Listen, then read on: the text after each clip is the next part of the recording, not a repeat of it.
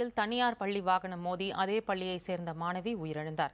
திருச்சி திருவானைக்காவலை சேர்ந்த ரேவதி என்பவரது 4 வயது சிறுமி மது சுஜிதா கூத்தூரில் உள்ள தனியார் பள்ளியில் யுகேஜி படித்து வந்தார். பள்ளி முடித்து பள்ளி வாகனத்தில் 3வது படிக்கும் சகோதரி ரித்திகாவுடன் சுஜிதா வீடு திரும்பினார்.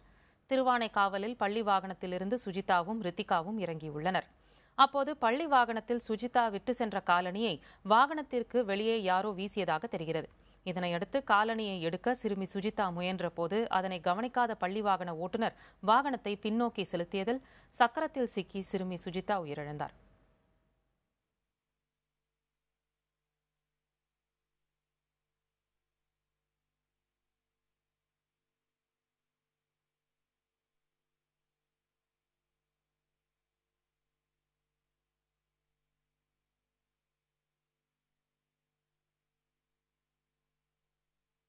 செப்பல் எடுத்துட்டு இப்படி வந்துட்டு இருக்கப்ப பின்னாடி ரிவர்ஸ் திரும்பி அங்கிட்டு போயிட்டு நிறுத்துனாங்க வண்டியை.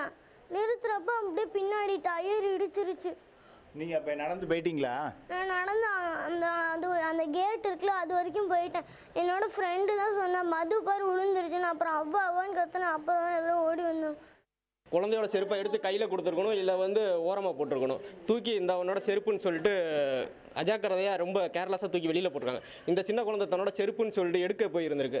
அந்நேரத்தில் அந்த குழந்தை எங்கே இருக்குது என்னன்ட்டு கூட பார்க்காம டிரைவர் உடனே குழந்தை இறங்கிடுச்சு, அடுத்த நிமிஷம் நம்ம ரிவர்ஸ் எடுத்து வீட்டுக்கு போகணும், அடுத்த குழந்தை இறக்கணும், அவசரம்.